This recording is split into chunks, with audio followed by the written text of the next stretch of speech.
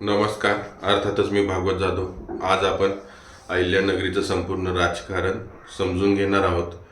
जे राजकारण सुजय विखे आणि निलेश लंके यांच्या अवतीभोवती फिरत असतं.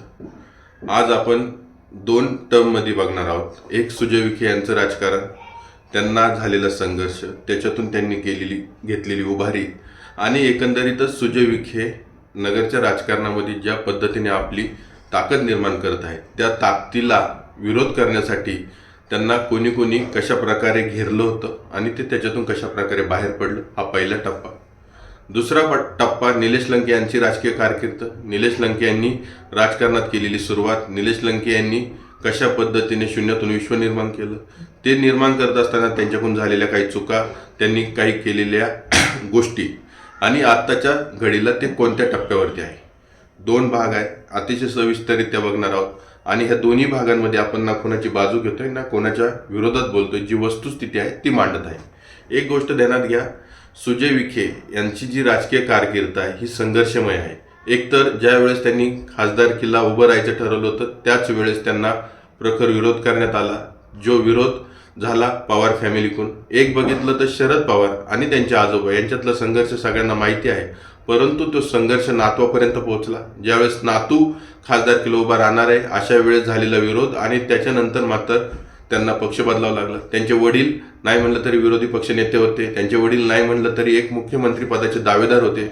अशा वेळेस मुलासाठी आपल्या राजकीय करिअरला एक बाजूला ठेवून मुलाच्या राजकीय करिअरचा विचार करून त्यांनी ज्या पद्धतीने पक्ष बदल केला आणि भारतीय जनता पक्षात ते गेले. भारतीय जनता पक्षातून त्यांचे चिरंजीव निवडून आले, परंतु निवडून आल्यानंतर एक संघर्ष बघायला भेटला. तो सुप्त संघर्ष होता भारतीय जनता पक्षातील लोकांशी आणि त्यांच्या वडिलांचा.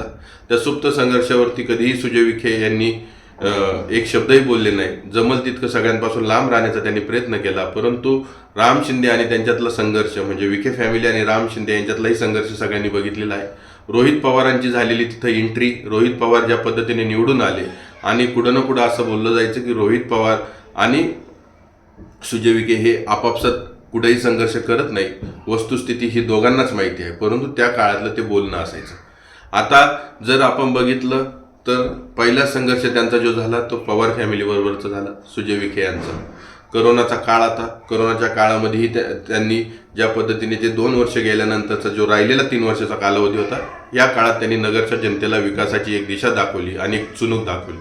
नगरची जनता नेहमीच सुजय विखे यांच्या पाठीमागे उभी राहते. त्याचं कारण म्हणजे ज्या पद्धतीने तिथं एक वेगळं वलय असायचं, त्या वलयाला बगल देऊन एक विकासाचं राजकारण किंवा विकासाचं मॉडेल तयार करण्याचा प्रयत्न सुजय विखे यांनी केला होता आणि त्या मॉडेलला निश्चितपणे त्यांना एक नगरकरांनी प्रतिसाद दिला. नगर ग्रामीण असेल किंवा नगर जे शहरी भाग आहे त्या लोकांनी. त्याच्यानंतरच्या काळात ज्या पद्धतीने लोकसभेचं इलेक्शन होतं त्या काळात निलेश लंके हे वादळ घोंगावत होतं. करोनाच्या काळात त्यांनी केलेलं काम, लोकांसमोर त्यांची झालेली इमेज आणि ह्या सगळ्या गोष्टींचा फायदा निश्चितपणे निलेश लंकेंना होणार होता. परंतु सुजय विखे हे कोणालाच नको होते. त्याचे कारण अनेक आहे. एक तर सुजय विखे हे ॲग्रेसिव्ह राजकारणी होते, त्यातल्या त्यात मंत्रिपदाचे दावेदार होते. त्यातल्या त्यात नाही म्हणलं तरी विखे फॅमिलीचे आजोबा आणि नातू यांच्यातले काही गुण लोक साम्यतेने मानतात किंवा एक ॲग्रेसिव्ह राजकारण करण्याची ताकद असणारं सुजय विखे हे व्यक्तिमत्व लोक मानतात. आता हे होत असताना सुजय विखे अनेकांना नको होते आणि त्याच काळात भारतीय जनता पक्षाकडून काही गोष्टी घडल्या होत्या. त्यातली सगळ्यात महत्त्वाची गोष्ट होती म्हणजे शेतकऱ्यांचे काही दुधाचा भाव असेल, कांद्याचा भाव असेल, शेतकऱ्यांच्या बद्दलची तीव्र नाराजी असेल आणि एक वेगळी वेव्ज त्या काळात महाराष्ट्राच्या राजकारणात होती. प्रादेशिक पक्षांची अस्मिता, या सगळ्या वेव्जचा तोटा सुजय विखेंना झाला. सुजय विखे यांचा निसटता पराजय आहे, परंतु हा पराजय त्यांच्या जिवारी लागला होता, ही वस्तुस्थिती आहे. परंतु जर तुम्ही बघितलं तर सुजय विखे यांनी केलेले कामं, सुजय विखे यांनी दिलेली निकराची झुंज, त्याच वेळेस बीडच्या राजकारणातील जे मातब्गार असायचे तेही पराजित झाले, सुजय विखेही पराजित झाले किंवा महाराष्ट्राच्या राजकारणात जे मातब्गार लोक होते ते अनेक पराजित झाले. त्यांच्यामध्ये एक सुजय विखे हे एक नाव. आता हे ज्यावेळेस मी तुम्हाला दोरी लावत आहे किंवा एक गुंफण बांधण्याचा प्रयत्न करत आहे, त्याचं कारण म्हणजे सुजय विखे ज्यावेळेस पराजित झाले त्याच्यानंतरचा जो 90 दिवसाचा काळ किंवा 3 महिन्याचा जो काळ होता, हा अतिशय वेगवान आणि अतिशय वेगळ्या पद्धतीचा होता. तो काळ जवळजवळ नाही म्हणलं तरी त्यांच्या राजकीय कारकिर्दीतला सगळ्यात मोठा टप्पा आपण असं मांडू की अपयशाचा होता. हे तुम्हाला सांगत असताना एक गोष्ट सांगतो की सुजय विखे त्या काळात एक स्टॅटिस्टिकल राजकारण आपले काय जय पराजयाचे कारण आहे याच्यामध्ये त्यांनी घालवलं. ज्या पद्धतीने त्यांच्या काही गोष्टी ध्यानात आल्या आणि त्याच्यावर त्यांनी बदल केला, आपण हळूहळू टप्प्याटप्प्याने सांगणारच आहोत. परंतु त्या काळात थोरातांचं एक ॲग्रेसिव्ह राजकारण, त्याच काळात विवेक कोल्हे यांचं एक ॲग्रेसिव्ह राजकारण, त्याच काळात निलेश लंके यांचं एक ॲग्रेसिव्ह राजकारण, त्याच काळात सुजय विखे किंवा विखे फॅमिलीच्या विरोधातले जे बंड करणारे लोक होते त्यांचं एकीकरण, आणि याचा सगळ्या एकीकरणाचा तोटा सुजय विखेंना झाला. सुजय विखे ज्या पद्धतीने म्हणत होते टायगर अभी जिंदा आहे, त्या विषयावरती बोलताना काही लोक मिश्किलपणे हसायचे, काही लोक टिप्पणी करायचे. परंतु थोरात विखे हा संघर्षही त्या काळात विकोपाला गेला होता आणि त्याच्यानंतर मात्र त्यांनी आमदारकीला उभं राहण्यासाठी एक इच्छुकता दर्शवली होती. मग रावरी असेल किंवा संगमनेर असेल. मग संगमनेरमध्ये ज्या पद्धतीने ते एक वाक्य बोलले होते, तुमच्या ध्यानात येत आहे की सुजय विखे का कोणाला नकोय? मग परकीय असतील, आपले असतील, सगळ्यांसाठी सुजय विखे का नकोय? कारण की सुजय विखे हे विकासाचं मॉडेल घेऊन पुढे जाणारं व्यक्तिमत्व आहे. आता ह्या सगळ्या गोष्टी मी तुम्हाला सांगत असताना एक सुजय विखे यांच्यावरती आणखीन एक आरोप करण्यात आला होता, तो म्हणजे घराणेशाहीचा. ज्या घराणेशाहीचा आरोप निलेश लंके यांनी केला दरम्यानच्या काळात, ज्यावेळेस ते खासदार म्हणून निवडून आले आणि आमदारकीला त्यांनी राणीताई लंके यांना तिकीट दिलं, तोच बॅकफायर आरोप निलेश लंके यांच्यावरही झाला. त्यामुळं घराणेशाहीच्या आरोपातली तीव्रता कमी झाली. त्याच वेळेस जर तुम्ही बघितलं असेल तर सुजय विखे यांच्यावरती आणखीन काही आरोप असायचे. त्यातला सगळ्यात मोठा आरोप असायचा चहापेक्षा किटल्या गरम, म्हणजे जी भेटीगाठीची जी सुजय विखे यांची कामाची पद्धत असायची. एक तर खासदार असल्यानंतर राज्यसूची, त्याच्यानंतर केंद्र सूची आणि समवर्ती सूची, ह्या राज्यघटनेच्या काही गोष्टी असतात. त्यामुळं केंद्र सूचीतल्या गोष्टींमध्ये त्यांचा व्यत्यय असायचा, केंद्र सूचीच्या गोष्टींमध्ये ते व्यस्त असायचे आणि व्यस्त असल्यामुळं त्यांचं जे एक मॉडेल असायचं ते अतिशय वेगळ्या पद्धतीचं असायचं. कामाचा दर्जा चांगला असला पाहिजे, वेगवान पद्धतीने झालं पाहिजे. ह्या गोष्टींमध्ये मग दिल्लीच्या मीटिंग्स असतील किंवा मोठमोठ्या अधिकाऱ्यांबरोबरच्या मीटिंग्स लावून त्या गोष्टी करणं असेल, मग ह्या गोष्टींमधला त्यांचा टाईम. परंतु जनतेमधलं त्यांचं मिसळणं थोडं कमी असायचं. निलेश लंके यांचं जनतेमधलं मिसळणं प्रचंड प्रमाणात असायचं. ह्या गोष्टींचा त्यांना मिळालेला फटका, ह्या गोष्टींवरती त्यांनी अनुसरून एक जनतेत मिसळणं असेल, जनतेत जाणं असणे आणि कधी कधी मिश्किलपणे टिप्पणी असायची, आता मी तुमच्या दाव्याला येणार, लग्नाला येणार, सगळ्या गोष्टींना मी असणार, असं जे म्हणणं असायचं. ह्या गोष्टी अनेकांना अनेक गोष्टी बोलून जात असायच्या, अनेकांना अनेक गोष्टी समजत असायच्या. परंतु पुन्हा एकदा फ्लायओव्हर ब्रिज असेल, त्याच्यानंतर विकासाचं मॉडेल तयार करण्याची त्यांची धडपड असेल, ही नगरकरांना भावली. त्याचाच प्रत्यय नगर महापालिकेच्या इलेक्शनमध्ये सगळ्यांना दिसला. आता हे सुजय विखेंच्या राजकारणामधले काही तंबोरे बघा. सुजय विखे हे शरद पवार घराण्यांनी त्यांना केलेला विरोध असेल, थोरात घराण्यांनी केलेला विरोध असेल, कोल्हे घराण्याने केलेला विरोध असेल, निलेश लंके यांचा विरोध असेल, त्याच्यानंतर जे त्यांच्या राजकीय कारकिर्दीत जे त्यांच्या पक्षाबरोबर असायचे त्यांच्याबरोबर असायचे परंतु ऐन वेळेस त्यांनी केलेला विरोध असेल, ह्या सगळ्याला पुरून उरणारं नेतृत्व म्हणजे सुजय विखे आहे. आता हा सुजय विखेंचा आपण आत्तापर्यंतचा राजकीय आढावा घेतला. ह्या राजकीय आढाव्यामध्ये तुम्हाला एक गोष्ट ध्यानात आली असेल की ज्या ज्या गोष्टींमध्ये ते कमतरतापूर्वक त्यांना दिसत होते त्या गोष्टींवरती त्यांनी काम केलं आणि एक राजकारणातली एक आपली वेगळी छबी निर्माण केली आहे. राजकारणामध्ये सगळ्यात महत्त्वाचं असतं फ्लेक्झिबिलिटी, ती सुजय विखे यांनी दाखवलेली आहे. ही सुजय विखेंची आत्तापर्यंतची राजकीय कारकीर्द आहे. जेव्हापासून त्यांचा पराजय झाला आहे तेव्हापासून लंके विरुद्ध विखे हा संघर्ष प्रचंड मोठ्या प्रमाणातला आहे. एक आधुनिक अभिमन्यू कसा असला पाहिजे किंवा अभिमन्यू चक्रव्यूहात फसल्यानंतर कशा पद्धतीने लढला पाहिजे याचं एक उत्तम उदाहरण सुजय विखे आहे. आता हे मी उदाहरण तुम्हाला सांगत असताना एक चक्रव्यूह जे त्यांनी भेदलं आहे ते भेदण्यापाठीमागे त्यांना करणारी मदत असेल ते त्यांची फौज फाटा आहे. त्या फौज फाट्यामध्ये मग संग्राम जगताप आहे, त्या फौज फाट्यामध्ये नाही म्हणलं तर कर्डिले आहेत, त्या फौज फाट्यामध्ये नाही म्हणलं तरी एक विखे गट आहे, तो फार मोठ्या प्रमाणातला 3 पिढ्यांपासून त्यांच्याबरोबरचा आहे तो. आणि मग खताळ असतील, त्याच्यानंतर वेगवेगळ्या भागातील वेगवेगळे लोक असतील, हा सगळा फौज फाटा घेऊन ते पुढे चाललेले आहेत. हा झाला विखे गट. त्यांच्या विरोधात जे लढत आहेत निलेश लंके, त्यांची आपण राजकीय कारकीर्द थोडक्यात बघणार आहोत. निलेश लंके हे पारनेर तालुक्यातील हंग्या ह्या गावचे अतिशय वेगळं व्यक्तिमत्व, शिक्षकाच्या घरातील हे व्यक्तिमत्व आहे. परंतु ह्या व्यक्तिमत्वाची जडणघडण जी झाली ती शिवसेनेत झाली. शिवसेनेत होत असताना एक वेगळं वादळ निर्माण करण्यामध्ये निश्चितपणे तरुणांचं एक मोठं प्रस्थ त्या काळात होतं आणि त्या काळात त्यांचं सगळ्यांचं नेतृत्व जे करत होते ते निलेश लंके. 15 वर्ष विजय आवटीन यांच्याबरोबर राहिले. विजय आवटींबरोबर राहत असताना त्यांनी एक आपली तयारी करताना MIDCचा त्यांना झालेला फायदा, MIDCमुळं तरुणांशी झालेली त्यांची ओळख, तरुणांना बेरोजगारीपासून दूर करण्यासाठी त्यांनी केलेले प्रयत्न, त्याच वेळेस एक हलकं फुलकं व्यक्तिमत्व, कोणाशी बोलणं, कोणाच्याही गळ्यात हात घालणं आणि सकाळपासून जे जनतेमध्ये राहायचं ते संध्याकाळ रात्री दिवस ऊन वारा पाऊस याचा विचार न करता सातत्याने जनतेत राहणं ही त्यांची एक वेगळी छबी. त्याच वेळेस एक ॲग्रेसिव्ह राजकारण, त्याच वेळेस एक दादागिरीचं वलय, ह्या सगळ्या गोष्टी असल्या तरी राणीताई लंके हे एक असं व्यक्तिमत्व होतं की ह्या सगळ्या गोष्टींना एक वेगळ्या पद्धतीने दुजोरा देत होतं. त्याचं कारण म्हणजे राणीताई लंके यांच्यातला जनतेतला मिळून मिसळून राहणारा स्वभाव आणि एकंदरीतच पारनेर तालुक्याच्या राजकारणामध्ये नाही म्हणलं तरी वसंतराव झावरे साहेब असतील, विजय आवटी साहेब असतील आणि त्याच्यानंतरचे अनेक राजकीय लोक असतील, मग गुलाबराव शेळके साहेब असतील, यांचं राजकारणातलं स्थान स्थैर्य आणि त्यांच्यातली एक मिळून मिसळून राहण्याची प्रथा ही वेगळी होती. वसंतराव झावरे साहेब बघितलं तर घोंगडी बैठका, कार्यकर्त्यांना भेटणं आणि कार्यकर्त्यांच्या जीवावरती राजकारण करणं.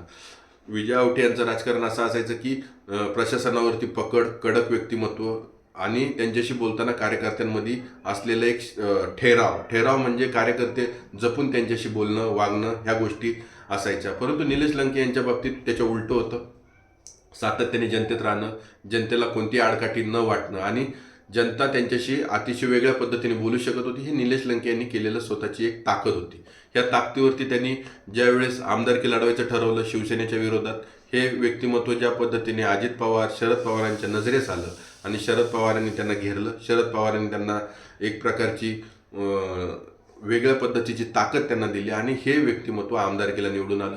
आमदारकीला निवडून आल्यानंतर हे वादळ लोकप्रियतेच्या शिखरावरती पोहोचलं. त्याचं कारण म्हणजे करोनाच्या काळात त्यांनी केलेलं काम, मीडियाने दिलेली त्यांना एक वेगळ्या पद्धतीची बाजू म्हणा किंवा मीडियाने त्यांना उचलून धरणं म्हणा, जे समजायचं ते समजा, परंतु ती एक गोष्टी त्यांच्या पत्त्यावर पडल्या आणि हे व्यक्तिमत्व संपूर्ण महाराष्ट्राला, देशाला, भारताला माहीत झालं. ह्या त्यांच्या जमेच्या बाजू. एकीकडं पारनेर तालुक्याची आमदारकी साधी सरळ सोपी गोष्ट नाही आहे, परंतु मातब्बर नेत्याचा केलेला पराजय आणि त्याच्यानंतर उभरतं नेतृत्व, सुपा MIDCमुळं पुढं आलेलं हे नेतृत्व. आता ह्या नेतृत्वाने ज्या पद्धतीने वाऱ्याच्या वेगाने विजय मिळवल्यानंतरचा त्यांचा राजकीय प्रवास होता, त्या प्रवासामध्ये खासदारकीचा ज्या पद्धतीने त्यांनी सुजय विखे यांच्या विरुद्ध लढण्याचे ठरवलं, दंड ठोठवले, त्या काळातील मग अनेक गोष्टी आहेत, प्रादेशिक अस्मिता असेल, अनेक गोष्टी आहेत. त्यावेळेस 2 राष्ट्रवादी काँग्रेस वेगळं होणं असेल, भरपूर गोष्टी असताना शरद पवारांच्या पहिल्यांदा अजित पवारांबरोबर राहिले, नंतर शरद पवारांच्या बाजूने गेले आणि खासदारकीच्या इलेक्शनला ते उभे राहिले. मग बाळासाहेब थोरात असतील किंवा विखे गटाच्या विरोधातले सगळे लोकांचे एकीकरण असेल, या सगळ्या गोष्टी निलेश लंकेंच्या पथ्यावरती पडल्या आणि ते निसटत्या फरकाने विजयी झाले. आणि ते विजयी झाल्यानंतर राजकारणामधली निलेश लंके यांची एक एंट्री, दमदार एंट्री असं आपण म्हणू शकतो. मग इंग्लिश बोलणं असेल, त्यांनी ज्या पद्धतीने शपथ इंग्लिशमधून घेणं असेल, ह्या सगळ्या गोष्टी घडल्या.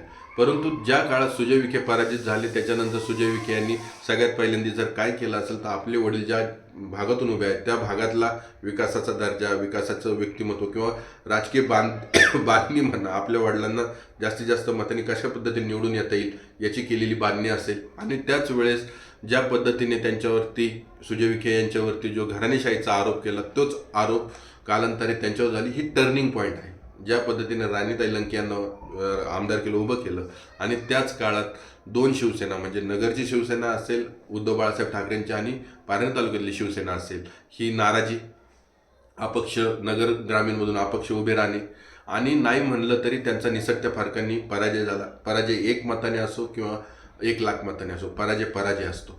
तो पराजय झाला आणि त्या पराजयामध्ये ज्या जुने जाणते त्यांचे जे मित्र असायचे, सहकारी असायचे, ते ज्या पद्धतीने दुखवले गेले आणि निलेश लंके यांचं वादळ सुजय विखे यांनी थांबवलं आमदारकीच्या काळात. हा टर्निंग पॉईंट सगळ्यात महत्त्वाचा आहे. ज्या पद्धतीने वेगाने त्यांचा एक वेगळ्या पद्धतीचं राजकीय वलय निर्माण होत असतं, ज्या पद्धतीने राम शिंदे यांच्याबरोबरची मैत्री असेल, ज्या पद्धतीने वेगवेगळ्या पक्षांबरोबरच्या त्यांच्या मैत्री असायच्या, ह्या सगळ्या गोष्टींना जर थांबवण्याचा प्रयत्न जर कोणी केला असेल तर सुजय विखे यांनी. पारनेर तालुक्यातील विखे गट, त्याच वेळेस दाते सरांसारखी मातब्बर व्यक्ती, त्याच वेळेस ज्या पद्धतीने तिथले आमदारकीसाठी इच्छुक असणाऱ्या सगळ्यांची एकीकरण करणं असेल आणि ऐन वेळेस तरुण तडफदार एक नेतृत्व होतं पारनेरचं, त्यांना माघार घेतली आणि तिथं मॅच फिरली म्हणा किंवा तिथं इलेक्शन फिरलं म्हणा आणि तिथं राणीताई लंके यांचा पराजय निसटत्या फरकाने झाला. आणि तो पराजयानंतर ती सुजय विखे हे वादळ हळूहळू पुढे येत होतं. एकीका संगमनेरमध्ये त्यांनी थोरातांचा पराजय केला, तिथं खताळ निवडून आले, अमोल खताळ. आणि बघता बघता सुजय विखे हे वादळ पुन्हा एकदा राजकारणात ॲग्रेसिव्हली पुढं आलं. ज्या 3 महिन्यापूर्वी सुजय विखे बॅकफुटला होते ते फ्रंटफुटला आले आणि एक आधुनिक अभिमन्यू कशा पद्धतीने पुढे येतो याचं हे एक उत्तम उदाहरण होतं. दुसरीकडे निलेश लंके यांचं जर तुम्ही बघितलं राजकारणामध्ये, त्यांचं एक व्यक्तिमत्व आहे. ते व्यक्तिमत्व असं आहे की मित्र, दिल दोस्ती दुनियादारी आणि याच्या पलीकडे जाऊन सर्वसामान्य जनतेत मिसळणं असेल आणि सातत्याने जनतेचा त्यांच्या अवतीभोवती असलेला गराडा असेल, हे त्यांचं राजकारणातलं एक त्यांचं वलय होतं. MIDCची त्यांना झालेली मदत आणि त्याच MIDCमुळं बॅकफुटला जाणं, ह्या दोन्ही गोष्टी निलेश लंकेंच्या बाबतीत झाल्या. ज्या पद्धतीने ते घराणेशाहीवरती बोलत होते त्याचाच एक वेगळा इम्पॅक्ट त्यांच्या आयुष्यात घडला. त्याचं कारण म्हणजे राणीताई लंके यांना तिकीट देणं आणि त्याच वेळेस घराणेशाहीचा आरोप बॅकफायर होणं, ह्या गोष्टी घडल्या.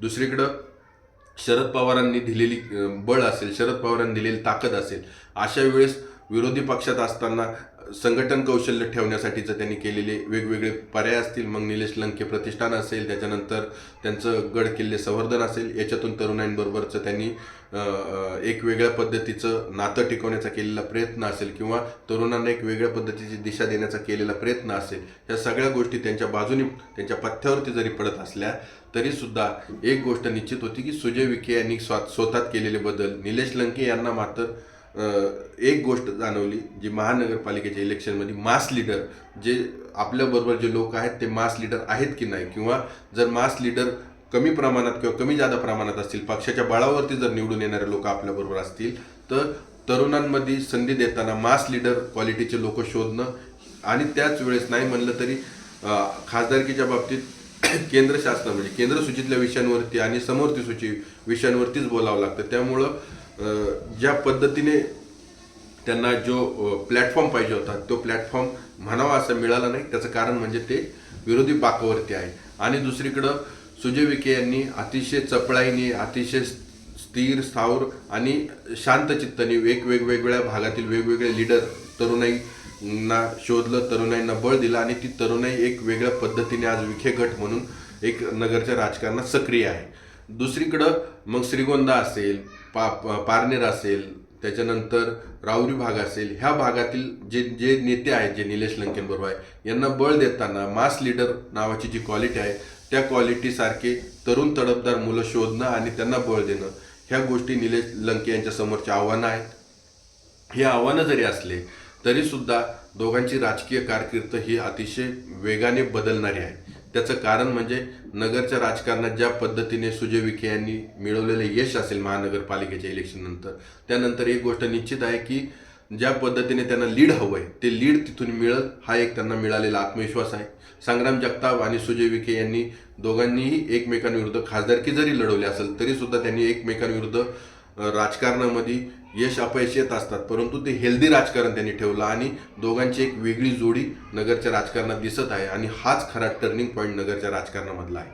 नगरच्या राजकारणामध्ये हे दोन नेतृत्व एक वेगळ्या पद्धतीने सामर्थ्याने पुढे जात आहे. निलेश लंके यांच्यासमोरचं आव्हान आहे नगरच्या राजकारणामधील प्रॉपर मास लीडर शोधणं, तरुणांना बळ देणं. ते कशा पद्धतीने देणार आहे हे येणारा काळ ठरवणार आहे. पुलाखालून भरपूर पाणी वाहणार आहे.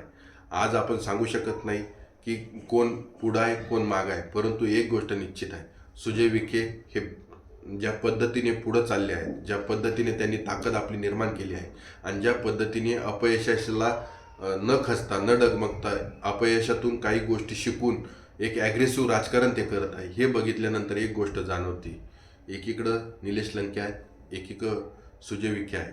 विखे गटा घराणं मोठं आहे, एक पाठबळ असलेलं घराणं आहे, परंतु सुजय विखेंच्या बाबतीत होत आहे असे की सुजय विखे कोणालाच नको होते, परंतु सुजय विखे यांनी एक दाखवून दिलं की स्वतःच्या कर्तबगारीवरच आपण राजकारणात आहोत. ही गोष्ट दाखवून देत असताना त्यांनी थेट पवार फॅमिलीशी संघर्ष केला.